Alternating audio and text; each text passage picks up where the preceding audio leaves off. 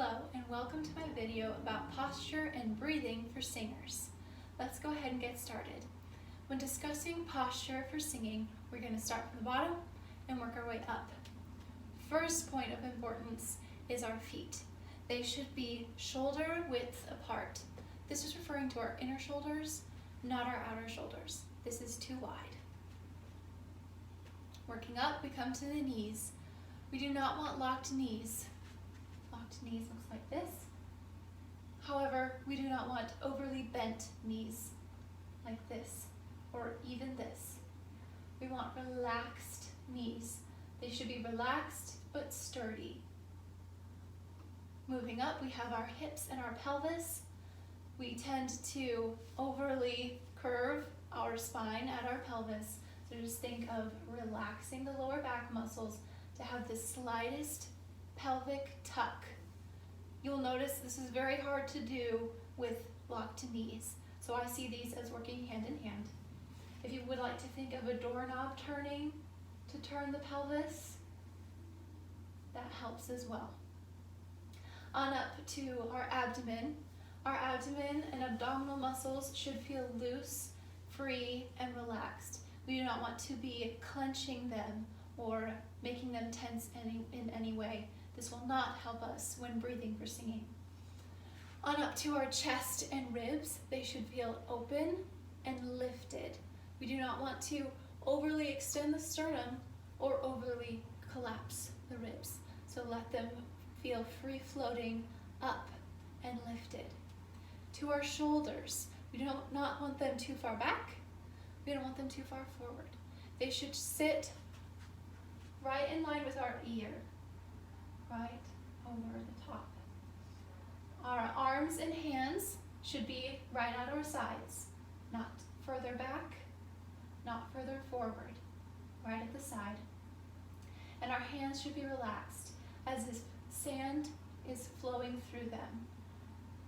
You might not think this is important, but it is. If you have tension in your hands, that tension will travel to other places in your body. So, relaxed hand and arm position at your side. Now to the head. Again, we want our ear to line over our shoulders.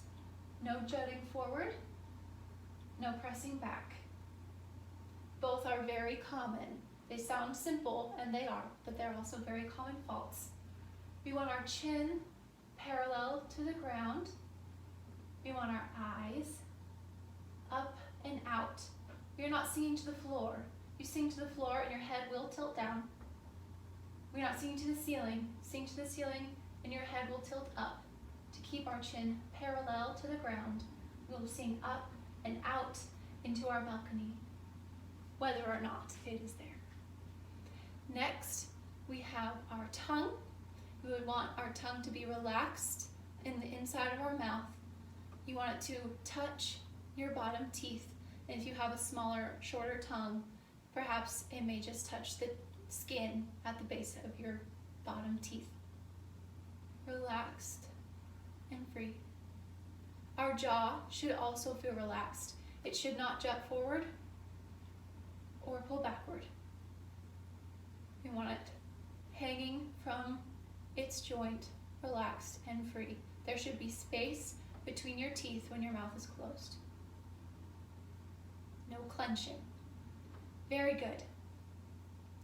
On to breathing for singing. When discussing breathing for singing, we will start with the entire scientific process. First, your body must signal to your brain that you need air.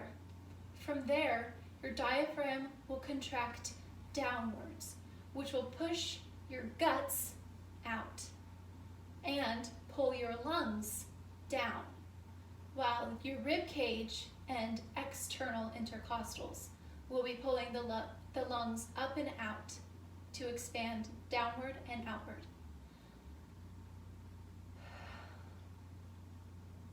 The path of the air will flow through your mouth or nose, down the trachea, through the bronchioles, and into the lungs.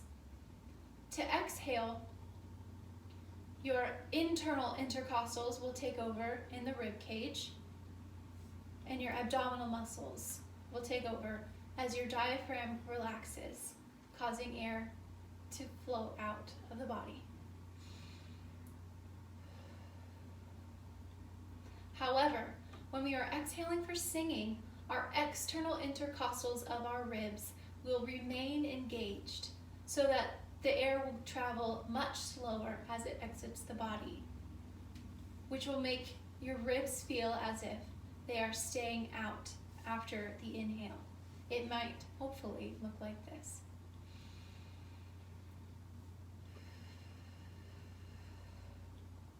You will notice my ribs stayed extended a little longer. On to actually breathing for singing. First, place one hand between the top of the base of your ribs and your belly button, right in the middle there.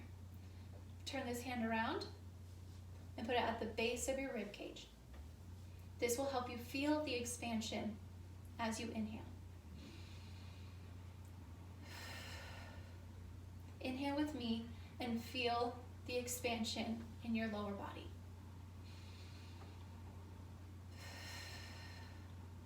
We're going to do this again. We're going to inhale through our nose and exhale through our nose.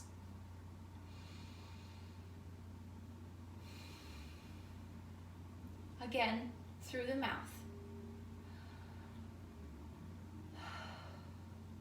This time, I want you to feel as though you're breathing through both your mouth and your nose.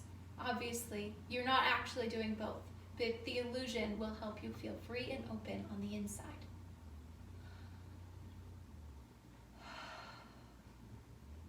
Do your best to incorporate this breathing while you are singing. On that same inhale, using both our mouth and our nose, let's exhale on an S. And we're going to try to keep a steady flowing stream of air throughout the entire exercise.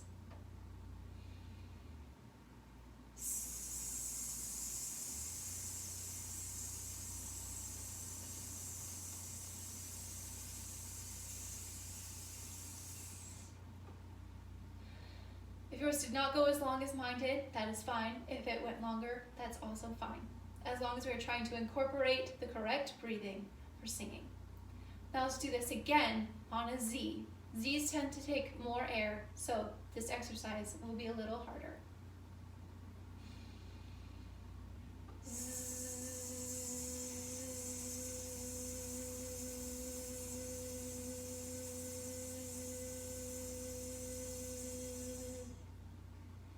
Very good.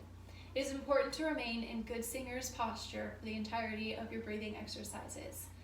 Do your best to incorporate all of these posture and breathing tips in all of your singing. Happy singing.